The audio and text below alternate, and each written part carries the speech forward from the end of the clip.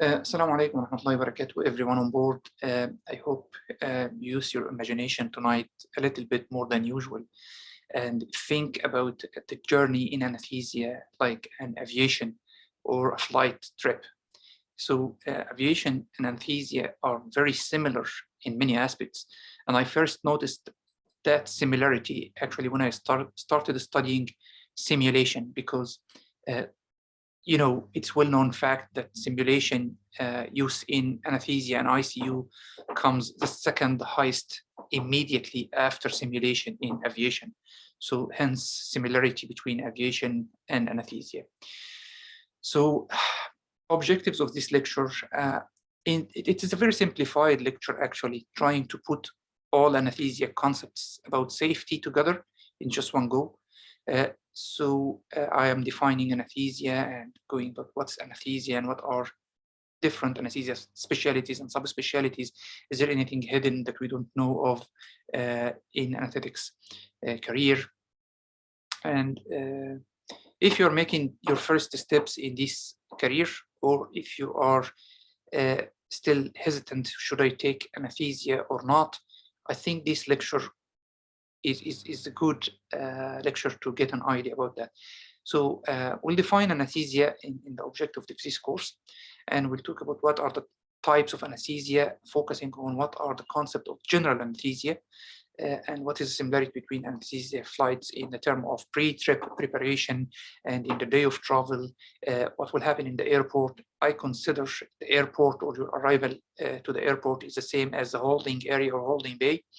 Then the final check, which happens in the last check in the anesthesia room before the induction of anesthesia. Then takeoff of the flight, this is induction of anesthesia. And then the maintenance of anesthesia is similar to the proper flight or the time of the flight. Then your flight ends by landing. So this is when you stop anesthesia and starting waking up the patient. And then the journey didn't finish yet. You need to do the checkout in the airport of arrival. So this is the recovery room and what happens there. So how to lead a safe anesthesia day is another objective tonight, and how to standardize everything to make it the most safe or the safest anesthesia. And there's something called the never events, internationally recognized, that should never happen. And your license is actually jeopardized if one of these never events had happened. And this is when you start to worry. And sources to learn from as a junior anesthetist or just started your career or the first steps. So I have nothing to disclose related to this lecture. As you all know that I'm the founder of Saving Lives Academy, and this lecture will be available on the YouTube channel. The YouTube channel is monetized, so it brings 10 to 12 US dollars a month, depending on the rates of viewing. Feel free to subscribe or not. I'm not asking anyone to subscribe to the channel, just feel free. If you feel there is a benefit, just do that. But this is my only disclosure here. So what is anesthesia? What is the term of anesthesia? An is no. Esthesia means sensation. So the whole idea of anesthesia is no sensation. So if you can achieve that by local anesthesia infiltration to the skin to suture a small wound, that's anesthesia. Or if you want to anesthetize a limb or the trunk, the lower trunk with a spinal or subarachnoid block, that's regional anesthesia. And general anesthesia, I always call it, it's a 3 plus minus 1. So the 3 plus minus 1 tree is hypnosis, analgesia, and amnesia. These are the 3 mandatory requirements in any general anesthesia, plus minus the 4th item, which is paralysis. So not every patient gets general anesthesia needs to be paralyzed. Okay, so if you're thinking about anesthesia in your career, you need to know that it's not only anesthesia, it's anesthesia with subspecialties, cardiothoracic anesthesia, obstetric anesthesia. There is anesthesia for orthopedic surgeries, anesthesia for pediatric surgeries, anesthesia with a special interest in the airway, in the liver transplant, or in transplant in general. There is anesthesia with a special interest in the perioperative medicine, is a coming new entity as well under anesthesia. So critical care also is subdivided currently into subdivisions like neurocritical care, cardiothoracic critical care, pulmonology critical care, and there is subdivision now is ultrasound in critically ill patient or critical care echocardiography. You can take any of these as a special interest, plus the pain as a subspecialty if you are interested to open a clinic. There's 3 different clinics currently run by anesthesia doctors. So preoperative anesthesia clinic and pain clinics and post-COVID critical care clinics following COVID patient after the pandemic. So I think before you go to any trip, like let's simplify that as a simple concept of life. You think that your preparation will be different as per different trips. If you're going for a shorter trip, is completely different. If you're going for a long trip, if you're using aviation, is different from a taxi or a car. So you have to decide what is the journey first. So there's fixed items and variable items depending on your journey. So you cannot travel actually without a bag, including some of your clothes.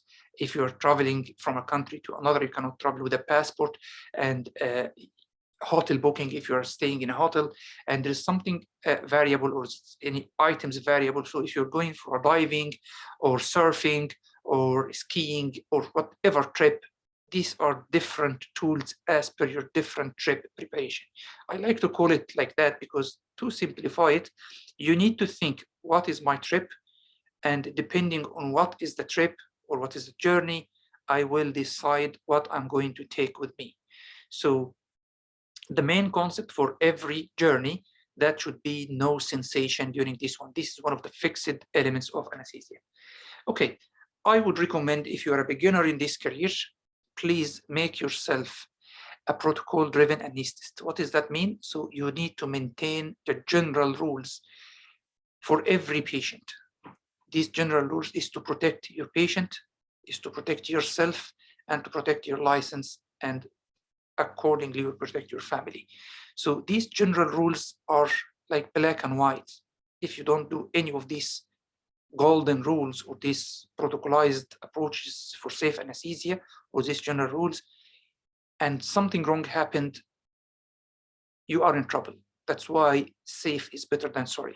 The first thing here and first advice is always look at the details.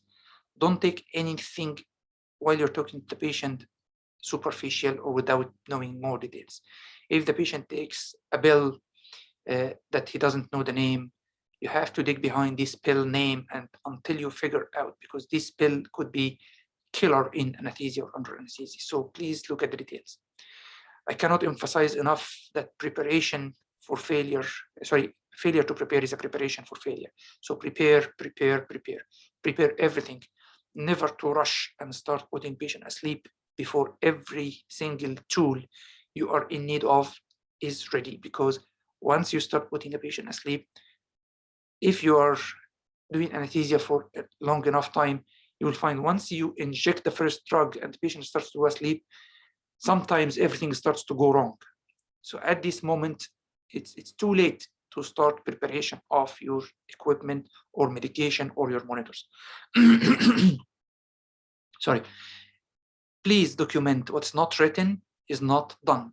So if you put a patient under anesthesia in a fantastic, excellent way, while your documents are inefficient or insufficient, and next day this patient had a quadriplegia or paraplegia or any complication, God forbid, at this stage, it's too late to go to the documentation and start to writing what happened. So please take care of your notes the same as you take care of the patient. WHO safety checklist. So this is a protocolized international approach now. So sign in, time out, sign out.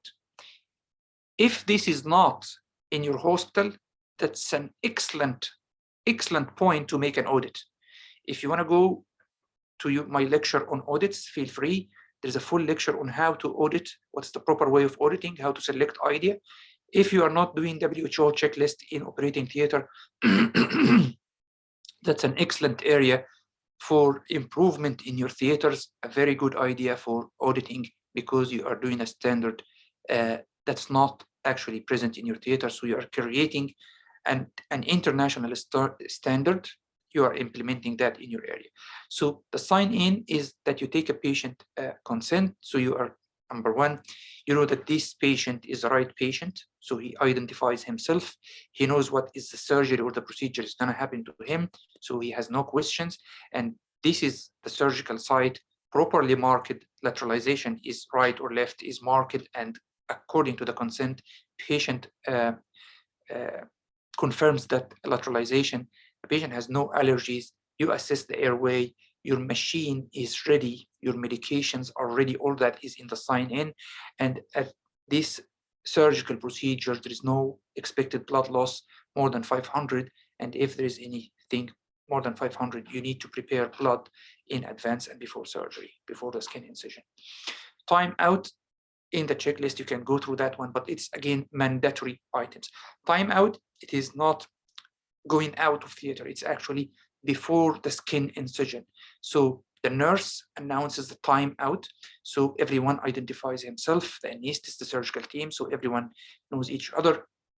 If the anticoagulation or DVT prophylaxis is required in this surgery, if the anesthetist is happy about the anesthesia machine and happy about the medication, any antimicrobials given, all this is a checklist. If the DVT prophylaxis like thromboembolic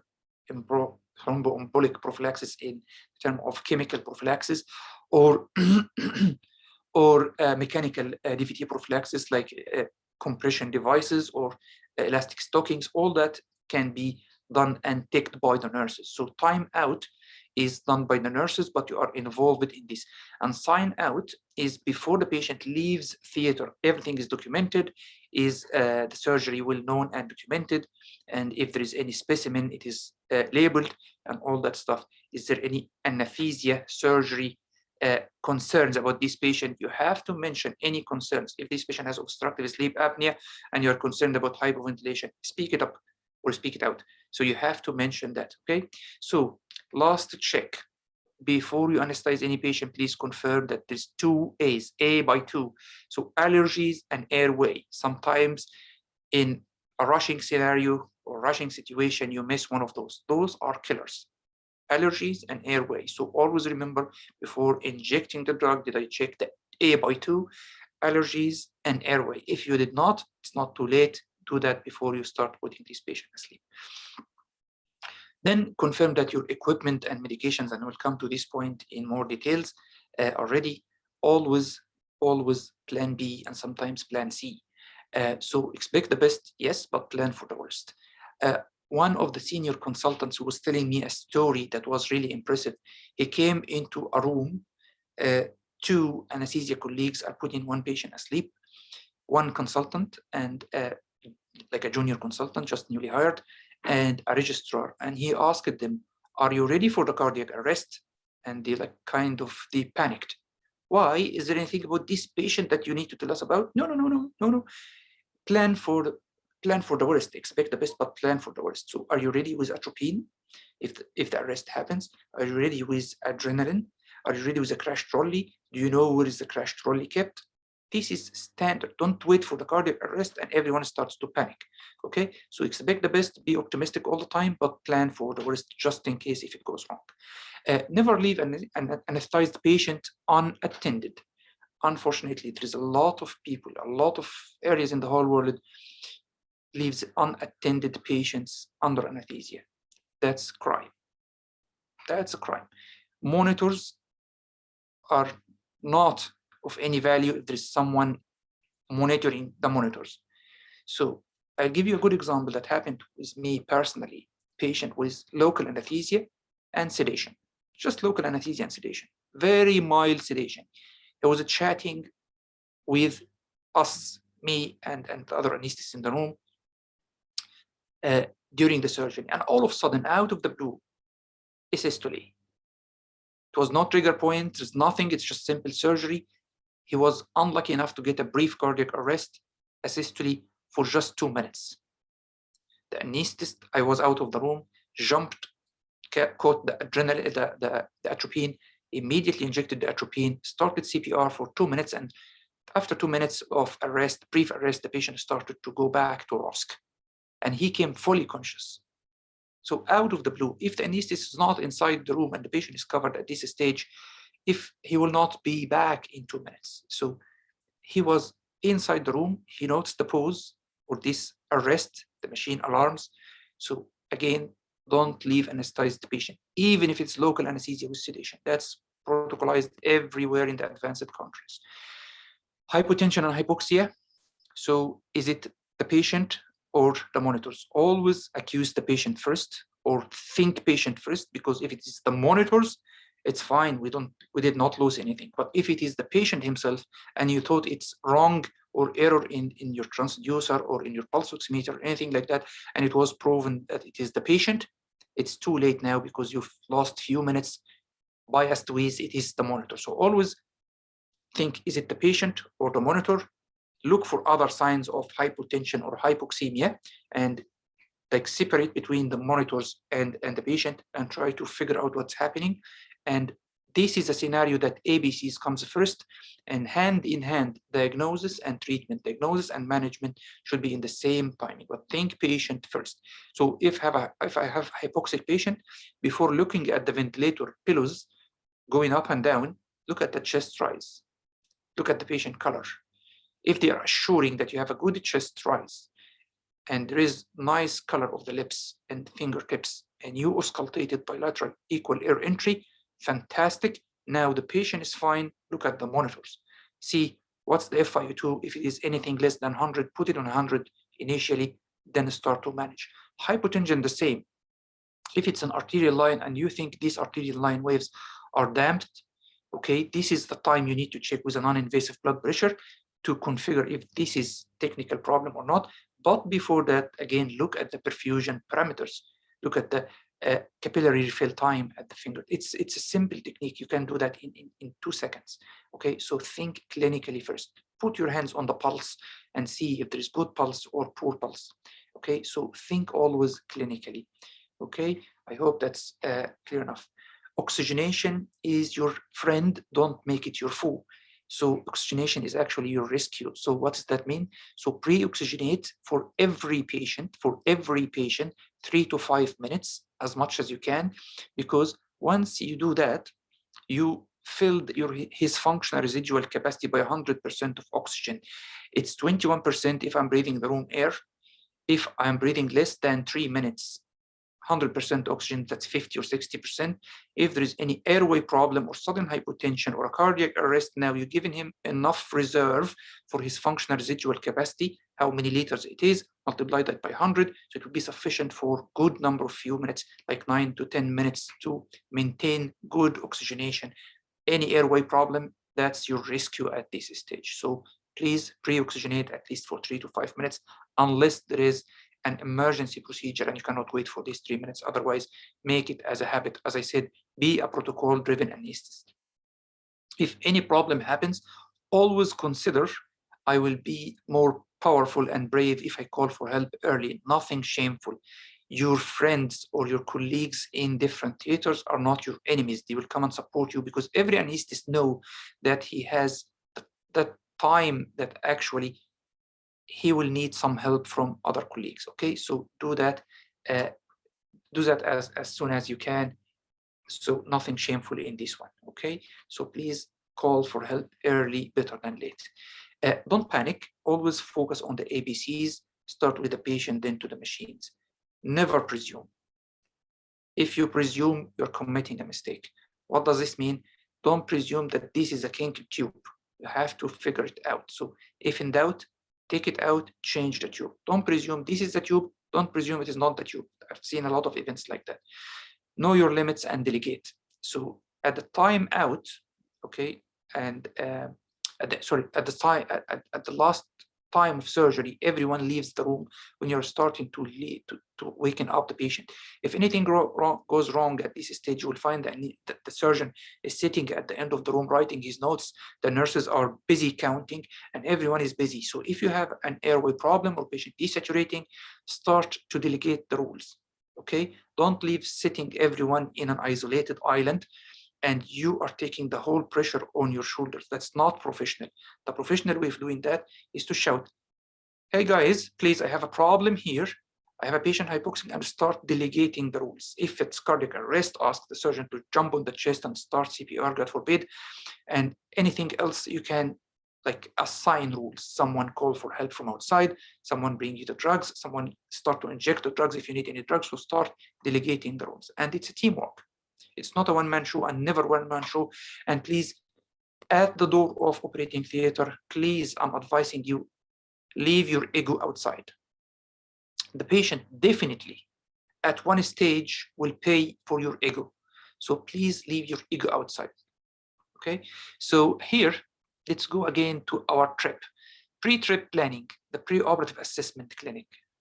Now, the patient is coming in the anesthesia clinic, if you have an anesthesia clinic, and he is coming for anesthesia assessment. The first question is, what's your surgery? What is my trip? Is it a major abdominal surgery or a laparoscopic cholecystectomy? Is it a robotic surgery?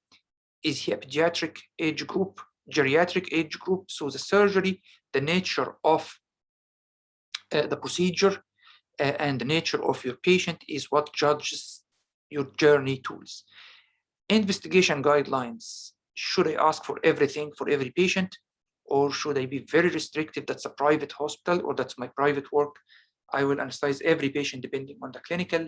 Again, be protocol-driven anesthetist and follow the guidelines.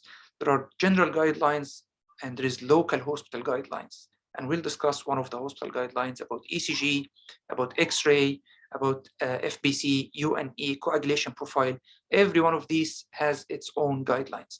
If you don't have local hospital guidelines, that's a good area for an audit. See what is the trust or the hospital or the Ministry of Health guidelines, and why not apply it in your hospital and start to bring them up, because again, be protocol-driven anesthetist. Then always put a plan A and plan B. If the plan A is regional anesthesia, so your plan B will be general anesthesia. If this patient is GA with an endotracheal tube, controlled mechanical ventilation with an epidural catheter, is there any other alternatives? Is the surgery even mandatory to do if you find this patient is very high risk for this procedure? Did you give the patient the other options apart from the surgery? It's not a surgeon's rule, or is not a one-man show here, as the surgeon is not the only one responsible for that. If you feel there is risk in anesthesia, you have to discuss that with the surgeon and with the patient as well. So please make always two plans, plan A and plan B, depending on this surgery. Sometimes there is no plan B, like cardiac anesthesia.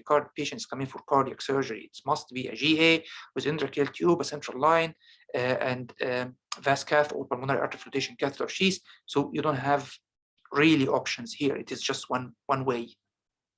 But it could be like fine tuning in this one. I'm putting 2 big IV drips, and other one is putting a pulmonary artery flotation catheter sheath or a vascular catheter. So it is some fine tuning there for different tiny changes in the plan.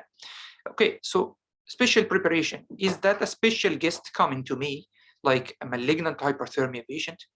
So there is no halogenated compound should be used. Is this patient has a special allergies? Is this patient has high BMI, so I need to prepare an Oxford pillow? Is this patient has a retromicrognathia and he's expected to be a difficult intubation, so I need to prepare all my tools for airway management, including the fiber optic bronchoscope. Everything should be considered ahead, special preparation. Again, if it's a special journey, needs a special setup or special preparation. Sometimes I meet this patient in the anesthesia clinic, but I'm not the one putting him asleep. Please don't put it in the papers and leave it there. Depending on the anesthetist who will put this patient asleep, will read your papers. Communicate effectively. If you know the day of surgery, and this day of surgery is like coming Monday or coming Friday or coming Tuesday, whatever day, and you have the rota in advance, and you find this consultant is putting this patient asleep, it's very good, and it will reflect a very high degree of professionalism if you pick the phone and call him. Are you free to talk? My name is Walid, or if you know him, I am Walid, and I am giving you a brief handover of a patient that I had seen in the preoperative assessment clinic under this surgeon. He is doing such surgery, and I see his complications or his supposed complication that may happen because of his morbidities, like so and so and so and so. So I asked him to do so and so, and I prepared him for so and so. I asked for this investigation. Do you need to ask or add anything else? Because you are not putting this patient asleep. You don't want this patient to come in the day of surgery and be cancelled because there's something the anesthetist wants to do and you did not think about. So be professional and communicate effectively. Hand over to the anesthetist responsible if you are not the one. Now, in the day of travel, you are collecting your bag and you are going to put this patient asleep. So in one of the patients was a very nice story. He was 78-year-old and he was admitted to the hospital with a fractured femur in the night before surgery as a semi-emergency or urgent procedure. And at this stage, the orthopedic registrar asked about the history, and he mentioned in the history that there's a pill the patient takes, and he does not recall the name of this pill. So he phoned his GP, and unfortunately the GP was post working hours, so he did not pick the phone. So in the morning, you find the patient with that mysterious history. The patient is taking a regular pill, but we don't know what is it. We didn't reach that from the GP, and patient is in front of you in theater for a fracture neck of femur, needs to be fixed, and the surgeon is asking you to hurry up. Okay, so what you do, that was actually a story I just heard that from one of the consultant anesthetists a couple of weeks ago, and he said when he phoned the GP that pill was apixaban, and this patient did never stop the apixaban. So this had changed the plan completely from because it was a fracture neck of femur and needed to be fixed. So the plan changed to general anesthesia. The patient got tranexamic acid, got fresh frozen plasma, got a prothrombin complex, got everything to be ready for the surgery. Imagine this scenario if you did not discover that before you put the patient asleep with clear plan. So last check, review everything. If the patient is fasting, has allergies, again, an airway, allergies and airway, just before you travel, medications to take and medications not to take. There's a lot of guidance on different medications that should be given and should not be given in the day of surgery. What is mandatory to be given in the day of surgery is bisoprolol or any beta blockers. Is recommended not to stop them in the day of surgery because the incidence of stroke and tachyarrhythmias is higher if you do that. And ACE inhibitors and ARBs should not be given in the day of surgery unless they are prescribed for heart failure. If they are prescribed as an antihypertensive medications, ACE inhibitors and ARBs should not be given in the day of surgery because there is an association of drop of the blood pressure and stroke. So that's important to know. Fasting guidelines, did this patient fast properly before, and what are the fasting guidelines in your local hospital? 2, 4, 6 hours is the recommendations. Now, for clear fluids and milk and other fluids and food is 2, 4, 6. You can review that in the guidelines as well. So if my patient is not really clear or he's not conscious enough to give me this piece of knowledge, you can always use the ultrasound, gastric ultrasound, to see if there is any fluid or solid content in the pyloric antrum. That's a very nice technique. And if there is anything like that, put a nasogastric tube or orogastric tube before the induction of anesthesia. Do suction or aspiration of the nasogastric tube in the 3 different positions, in the right lateral, left lateral, and supine position before you, and then remove your nasogastric tube and then start inducing the patient.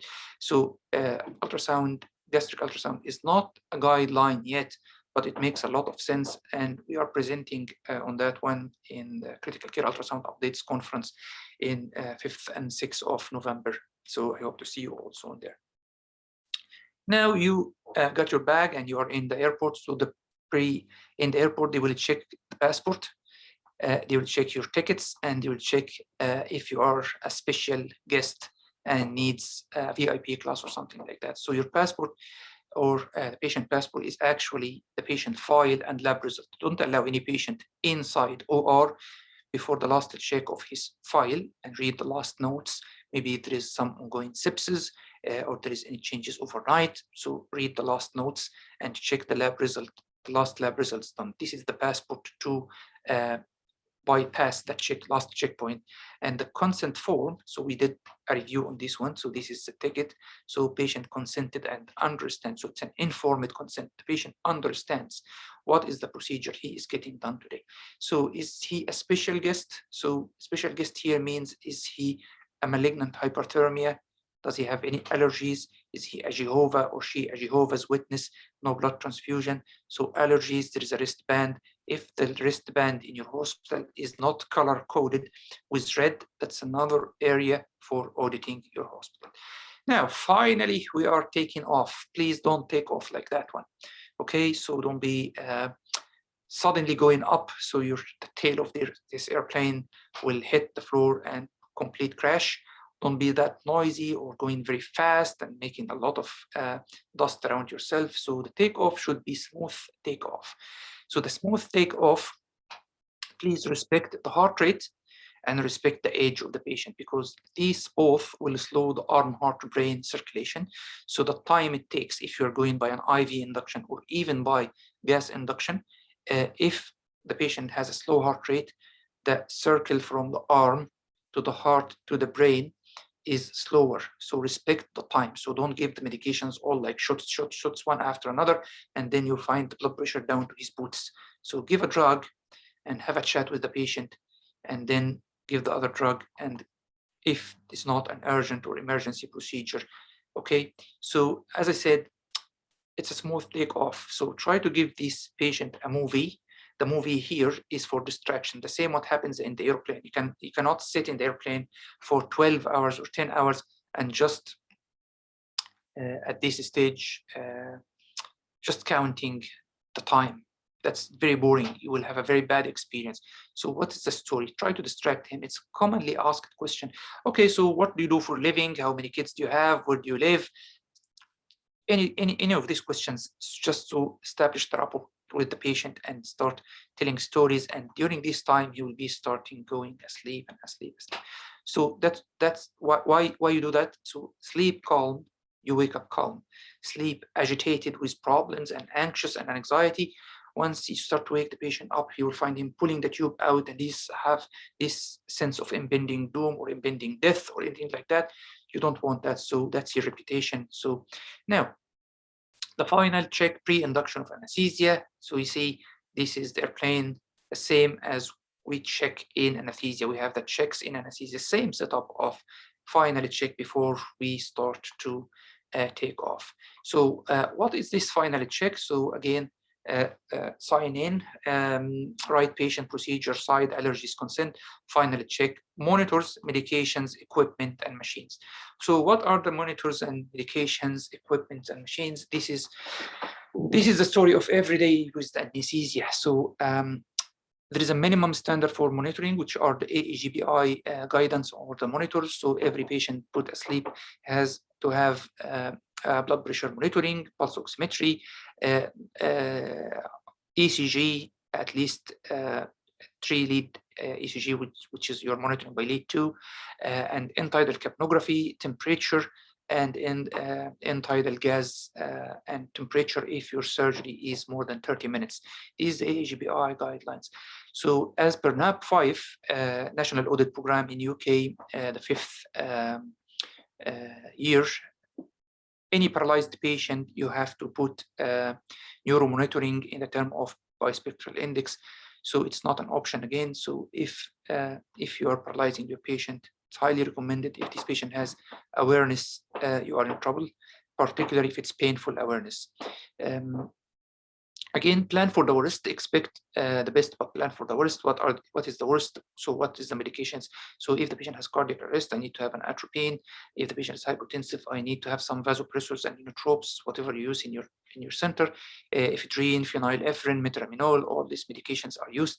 But again, you have to have some propofol in this emergency tray in case of any laryngeal spasm. So most of laryngeal spasm disappears with 20 or 30 milligrams of propofol, unless it's really severe bronchospasm refractory to all this sedation. You have to reparalyze the patient and put another intratracheal tube.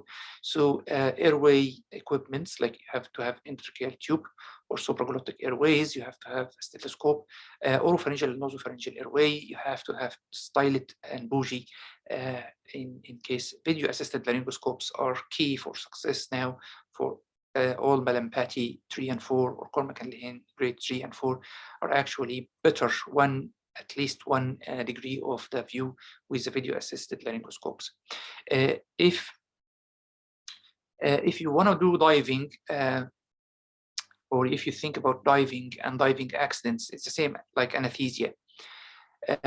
Divers who actually die in diving accidents are the experts, not the beginners. The beginners think about everything well, and they review everything once and twice and thrice before they dive. But experts, sometimes they overlook small things, and this is when crash starts to happen and accident starts to happen. I was a scuba diver, that's why I know these facts. So anesthesia machine, again, the minimum to check is the oxygen cylinder is full, and you checked it yourself. You have a C-circuit in case of any machine failure. So with C-circuit or with the ambu bag, either C-circuit or ambu bag with an oxygen source, you can maintain your patient asleep. Even without the gas, you can start propofol infusion or boluses. So this is the minimum to maintain the patient asleep in case of any equipment failure, and you can maintain his oxygenation as well. So C-circuit or ambu bag, oxygen source. So please confirm that your oxygen cylinder is always full. There is a spare oxygen cylinder. I stopped counting how many times I didn't find the Allen key or the key that opens the cylinder in the proper site. And this is a very nice area for audit as well. So you find the oxygen cylinder, but closed, and there is no Allen key to open the cylinder. So it's as if you have no cylinder. You cannot start shouting to bring this key after the patient suffers hypoxemia and you discover that too late. Okay, so let's go to the flight proper now. You are putting the patient now at the autopilot. You intubated the patient, you secured your intratracheal tube, you're taking him to the operating theater or the surgical room. So this is the time to be vigilant. How to be vigilant? I am always saying the team without a leader is a car without a driver. And you can consider yourself the team leader inside theaters if you wish. But any anesthetized patient without anesthetist, if any mortality or morbidity, you are supposed to have your license withdrawn. I'm afraid to say so. It's a matter of fact. So you are on the autopilot. So you're putting your monitors on and you're adjusting your alarms. This is how you are vigilant. So you put the upper and lower limits of the heart rate. You put the upper and lower limits of the blood pressure. So you put the alarm sound limits as well. So if any of these measures went wrong, you will find the machine start to beep. Is it the best beeping, or is the blood pressure beeping low or beeping high, or whatever happens? So this alarm cannot manage the patient. You are managing the patient. So pilot should be in the cabinet all the time. Again, similarity between anesthesia and aviation. The welcome drink in the flight is your IV fluids. If you are going in a journey for 1 hour or 2 hours, like flights, they will give you some welcome drink to maintain you hydrated. Look at the IV fluids guidelines and 124 mils per kg guidance on the fluid deficit and the maintenance fluids. There is no airplane without a toilet to pee. So if your patient is a short surgery, up to 2 hours with no significant blood loss, or there's no expectation of blood loss, that's fine. Don't give him 2 liters of Hartmann's or CSL and expect him to pee under anesthesia. If you're expecting any major fluid losses, or if you're expecting this patient to have blood transfusion intraoperatively, you have to put a Foley's catheter, and this one of the consent things. So cabinet temperature, always check if the cabinet temperature is too cold, that you are monitoring your patient temperature. Position is very tricky part. So sometimes you need a steep head down or steep head up. So this is very serious positions. If steep head down, you have to be monitoring the head level all the time. It's not infrequent that the patient slides over the table and you may find him fell on the floor.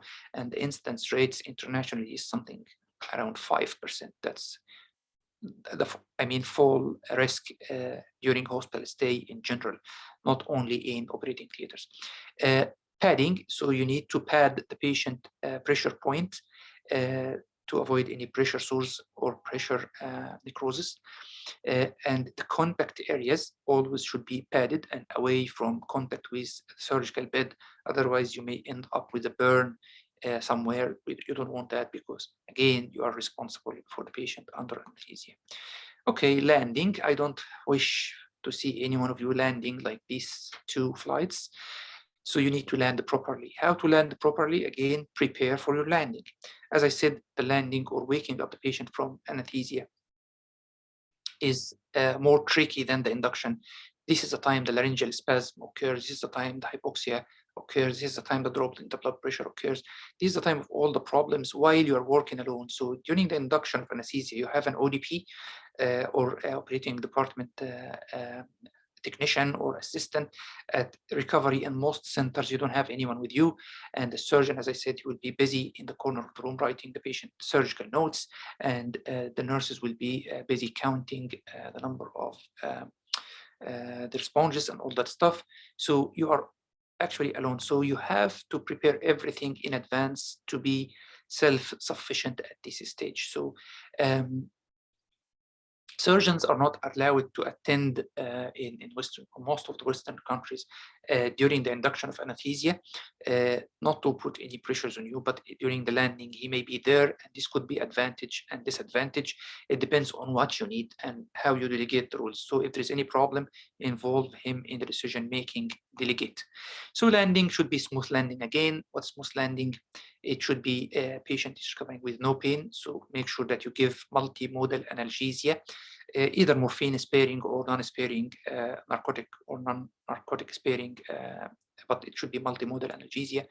You need to leave a good memory while the patient is leaving the airplane or the operating theater.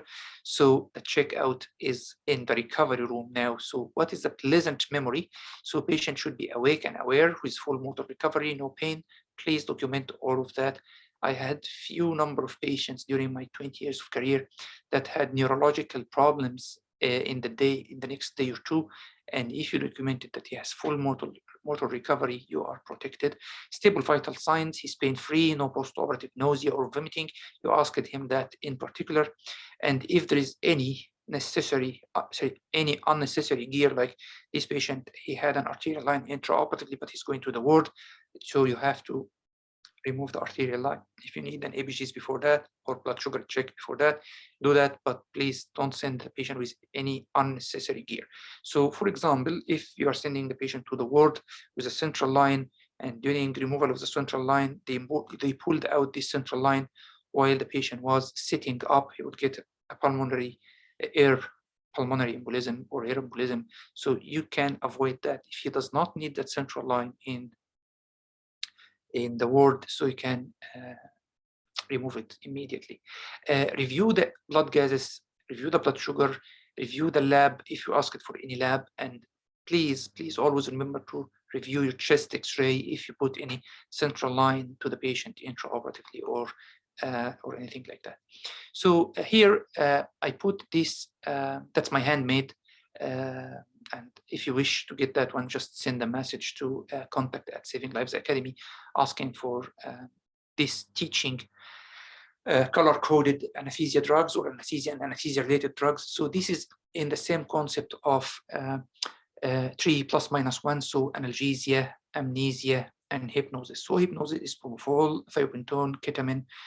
This is the most common 3 drugs now used in putting patient asleep. Amnesia is midazolam mainly, 1 or 2 milligrams of midazolam. I use that for everyone unless it is contraindicated, like 80 plus years old with really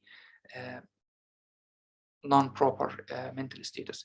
Analgesia is for everyone, either ultra-fast fentanyl or fast onset short-acting like fentanyl, morphine, oxycodone, pedine, whatever you use. It's blue as a universal color code. and plus minus the paralysis here. This is different paralytics. Anything with black top in the color code is a high caution drug like succinylcholine or succinylcholine and adrenaline, anything with black top. This is the vasopressors and inotropes, and this is the reversal agents here on the other side. So feel free to ask for this one. I'll send you a free copy of it if you contact at savinglivesacademy.com. Okay, so this is the medications. So this is the local hospital guidelines in the last hospital I was working in. You are asking for an ECG if it's a major surgery or ASA1 and age is more than or equal to 65 and not done within the last 12 months. ASA 3 or 4, consider if ASA is 2, but intermediate level of surgery. So when to ask for a full blood count or CBC, if you call it that in your countries. All major surgeries, consider ASA2 is a good candidate for an intermediate surgery, is a good candidate for full blood count. UNE, if major surgery, ASA3 or 4, or there is any risk in this surgery for an acute kidney injury.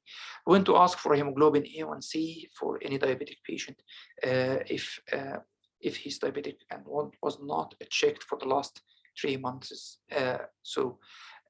Consider hemostasis test in liver disease, pregnancy test if the patient at any chance is pregnant, and please take her consent to take her pregnancy test. So that's a separate consent, at least verbal consent, and document that in your notes. Sickle cell test is not routine. But if there is any family history and certain ethnic groups like African and Arab countries, chest X-ray is not routinely used. So you have to review the guidelines on chest X-ray as well. So these are the preoperative investigation guidelines. Never event, there is 28 never events. It's patient death or serious disability associated with any medication error. It should never happen. Death or serious disability associated with incompatible blood or blood product. Death or serious disability associated with fall while being cared of inside the hospital. Wrong body part is operated on by surgery. Again, surgery performed on the wrong patient, or wrong surgical procedure performed on a patient. So the body part or the wrong patient or the wrong procedure. Intraoperative or immediately post-operative death in an ASA1 class. It should never happen, but it happens. So I'm not saying you are accused for this, but there is an autopsy in the modern countries or the advanced world to say why this patient died. Patient death or serious disability associated with contaminated drugs or devices, that should never happen. Again, this is death or serious disability, but for the line length, I just removed serious disability from all these coming lines, but death or serious disability was a device used for functions other than intended, which is very important.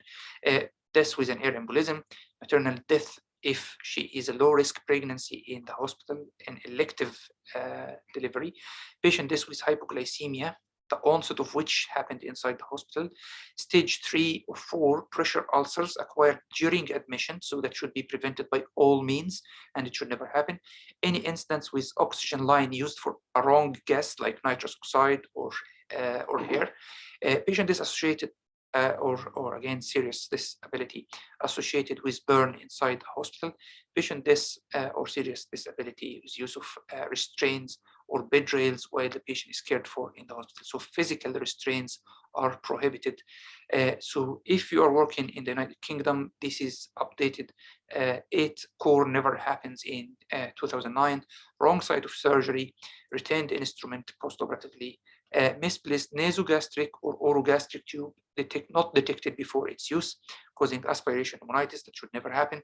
In hospital maternal death or from a postpartum hemorrhage after an elective cesarean section, misselected concentrated fluid, or given by wrong route. So what to do if that never event happens? First, you have to apologize for the patient. Apologizing is never shameful. Say sorry. Report that event in writing format, and then it will be escalated. Your report will be escalated as per its nature. Is it a near miss? Is it a real miss, or mortality or morbidity? And then they will do a root cause analysis to see let's say Swiss cheese model ended up by this harm, and then they will the hospital will waive all the costs related to that event, because definitely if there's any mortality or morbidity, or at least in the morbidity, it will prolong the hospital and ICU stay. Now, where to read and where to learn anesthesia if I'm a junior anesthetist started a few weeks or a few months back. Oxford Handbook of Critical Care, please read it from cover to cover. This is the most simple book, but it has everything at your level.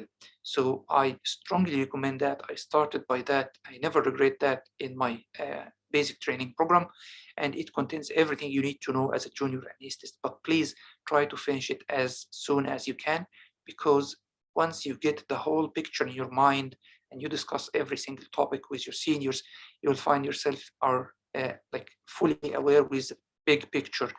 Again, you can go and check anesthesia and critical care refresher course. There is more than 57 lectures free of charge, classified or categorized by different subspecialties: anesthesia, cardiothoracic anesthesia, liver resection anesthesia, airway anesthesia, all that stuff. And there is a section as well for the critical care. There is the mega learning online by Dr. Saad Mahdi. He's the head of Limerick University Hospital Department of Anesthesia. Thanks to all his effort, I strongly recommend, if you go to this website, there's loads and loads and loads of lectures in anesthesia and critical care. So thanks for watching, and I hope to keep in touch with you via the website or via the emails. I'm here stopping the recording. Thanks so much for the attendance, and I'll open the floor for the questions now.